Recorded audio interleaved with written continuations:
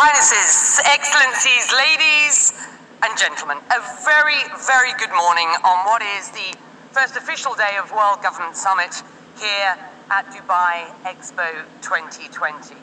And the title of this session, are we ready for a new world order? Well, the organizers here are nothing if not ambitious. This is, I think you will agree, a daunting subject for discussion at just after 9 a.m. on a Wednesday morning here in the relative calm of Expo 2020. But tackle it we must, because I believe what is clear is that we have hit an inflection point. We are certainly living in a unique age of uncertainty and volatility in global affairs. Whether you are from the global north or the global south, we have all collectively lived through the twilight zone that was the pandemic and the changes to our social, our digital, and our fiscal landscape that COVID-19 wrought. And just as the world re-emerges from the pandemic, we are faced with the Russian invasion of Ukraine, which certainly feels like a transformative geopolitical moment. Coming as that does, against a backdrop of great power struggles, the emergence of middle powers, of climate crisis, and cybersecurity challenges, the trend lines certainly seem to indicate a world headed in a disorderly direction. Is the US-led multilateral system created post-World War II to manage international relations so that the world would never again see and experience the same chaos and disorder of a world war? Is it anything like fit for purpose? And if not, what is the alternative? That is the purpose of this discussion today, so let's get on with it.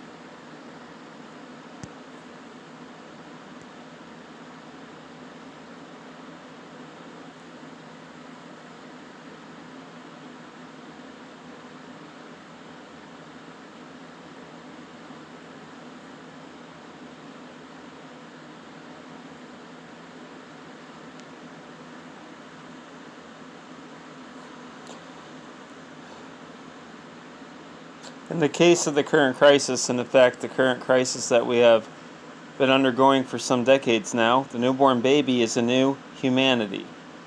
The difference between now and, say, 10 years ago is that significant portions of humanity are beginning to acknowledge that mutual responsibility and interdependence, and mutual responsibility and interdependence. It's collectivist socialist jargon. Are not merely fancy words they can use to decorate their social media posts. They are the painful truth that we must take into account in our daily lives.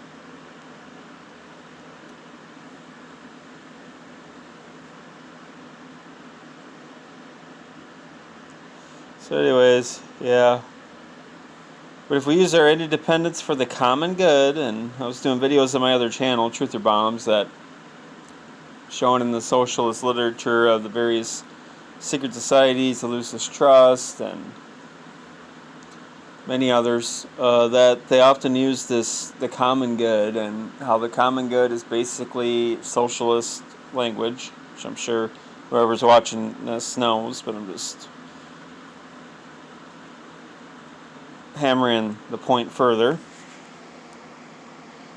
verifying it by reading this. So, anyways, interesting. This Kabbalist here did this coronavirus giving birth to a new world. Well, guess what? So did the Lucis Trust, and I did this article a while ago, and actually a couple years ago when it started. Didn't garner as much attention as I hoped, though. But I mean, this is a really revealing article that verifies further that it's an Illuminati agenda, obviously. So, I'll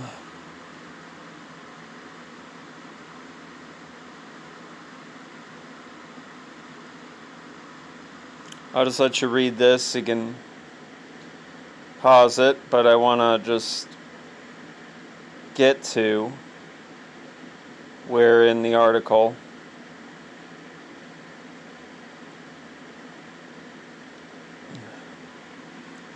from the perspective of the germs of desire, we might regard nations as cells of light struggling to grow into a worldwide social organism, New World Order, but contaminated by a virus that lives within each cell, a parasite that hijacks the cellular processes, encoding the cell proteins with his own desires, replacing the synthesis which is essential for the structure, function, and regulation of the social organism, while each cell displays a measure of group aspiration and growth towards the light of the cosmic Christ. The virus thrives in darkness, replicating itself within the host to further its own separative desires. So, I think you kind of get that, what this is talking about.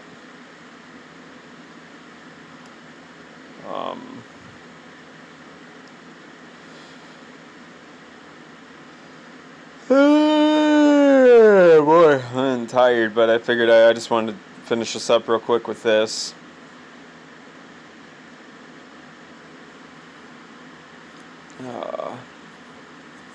Specifically, tuberculosis is the result of the misuse of the building energy of love, wisdom that nations should be using to create the New World Organism, New World Order, in the light of the Christ principle. So,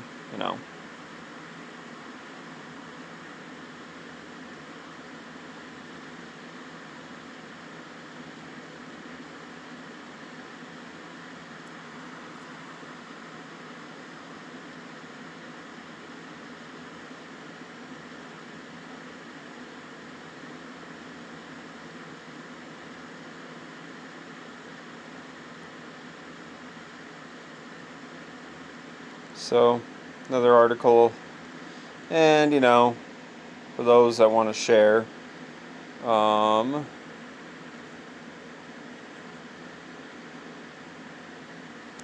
okay, hang on a second.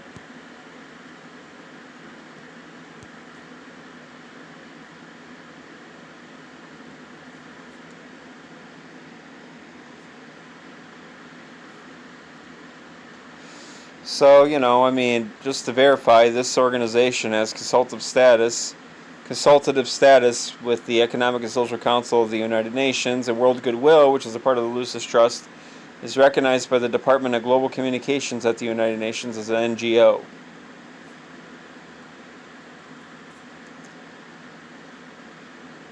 So, there you go.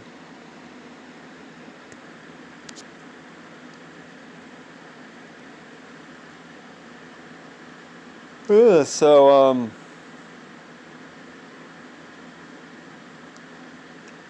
world goodwill at the UN.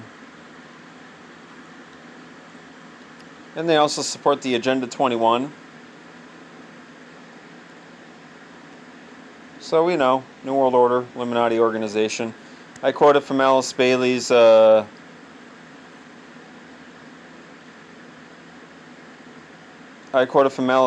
Education in the New Age book, direct quote that the, well, not direct, I don't have the book with me, but basically I quoted from that book that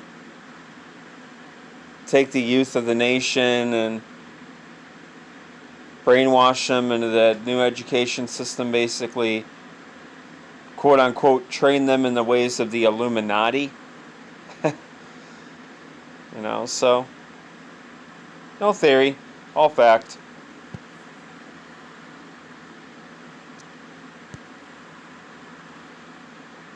But they got an article on here that I thought was on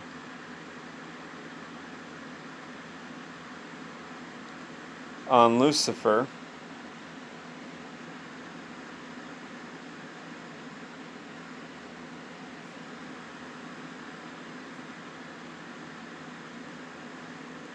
Is this there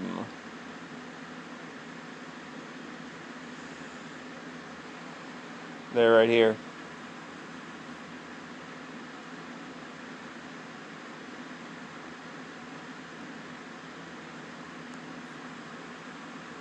Go to this article here and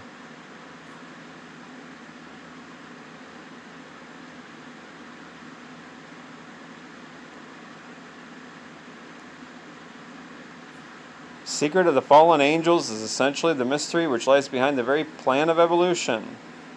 For the solar angels' willingness to fall, to sacrifice themselves in order to bring the light of the principle of mind, what was then animal man, marked the coming into action of the great law of duality by which matter, form, negative and passive, could be quickened by spirit. So, this act of sacrifice at the dawn of human history is a thread woven throughout the great scriptures and mythologies of the world, including the myth of Prometheus, who stole fire, mind for man. And that's why you see the Prometheus statue at the Rockefeller Center in New York City.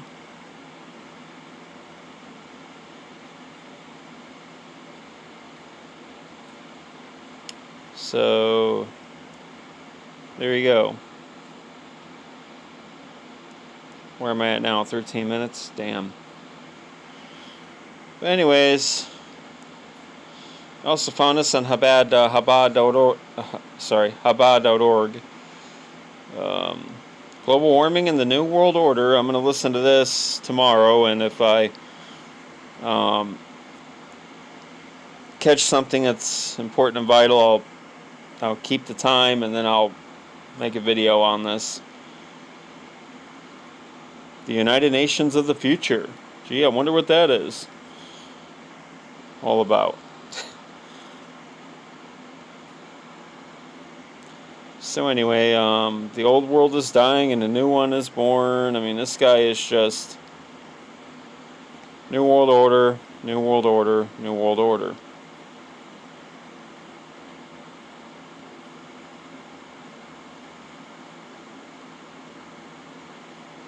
Dr. Michael Laitman.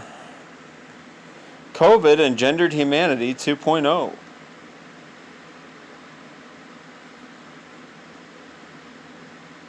Ask any baby boomer where they were when they first heard that JFK was shot, and they will tell you.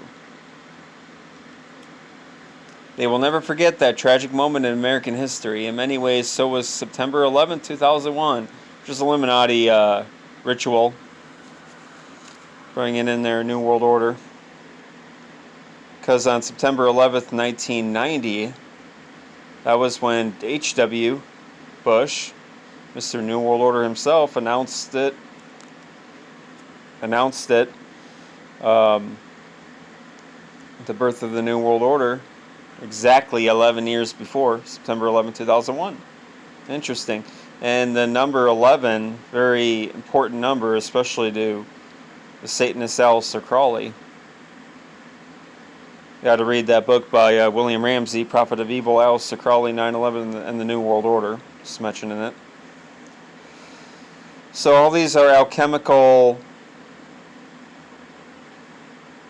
shock rituals. I'm using that. I'm wording it that way. To engineer humanity, or socially engineer us, and program us and move us towards where they want us, and the New World Order, whatever. So.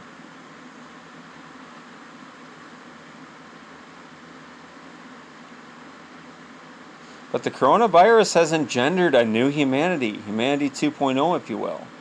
Like all deliveries, it is painful, and the newborn is forced out from its warm and protective womb. Like all pregnancies, we have been feeling the mounting pressures to emerge to a new world and a new way of life. We did not know it was a new humanity because we were in the dark, but the pressures inside the old humanity were growing unbearable, and Earth, our womb, could barely keep us in it. So, the virus showed us painful pictures of farmers spilling milk and breaking eggs on the floor to keep their price tag profitable, while millions of Americans often go hungry. We knew that this was capitalism, and we all agreed to it, but in the world of humanity 2.0, there could be no such thing. The rules of the new world are simple. The single most important goal is solidarity. People work in mutual responsibility, see? New World Socialism. Because they want to build concern for one another instead of self-absorption, friendship, and affection reign high, and people derive pleasure from their union. Essential jobs are those that allow people to socialize without interruption. So, I'll just let you read this garbage.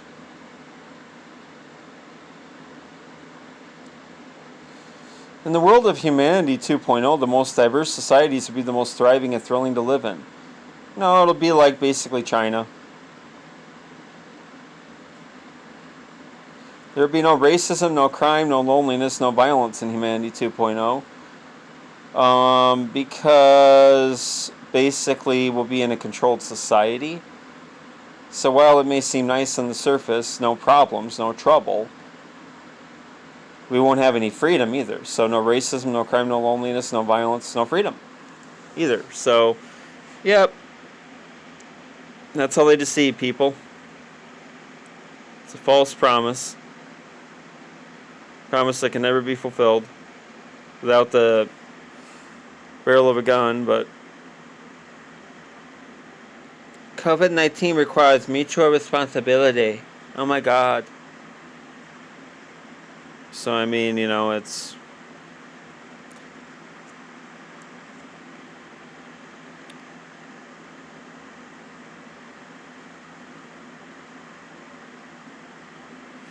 See, I mean, he's kind of holding up China as a good example. The air in China is clear for the first time in decades. Yep, and they're keeping their citizens, Shanghai, I know, in their apartments and houses, locking them from the outside, so they can't, basically imprisoned, starving and suffering horribly.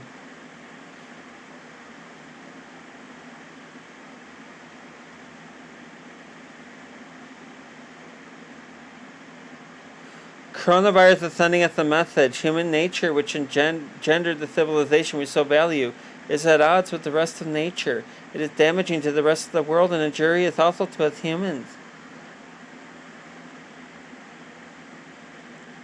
Harmonious collaboration. See, I mean, it's just this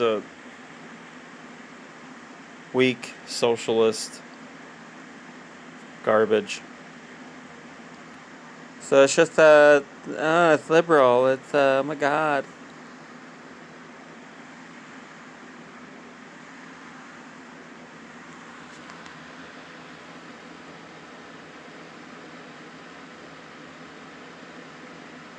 In practice, introduction of mutual responsibility should occur on the physical level and on the intellectual level.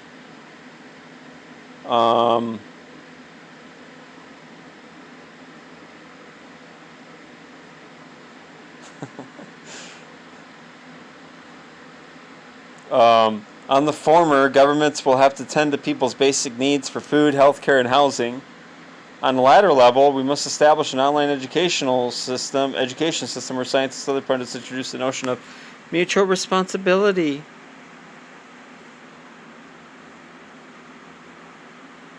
The old paradigm is why the coronavirus has arrested our civilization, so we could build one that is based on mutual responsibility. So,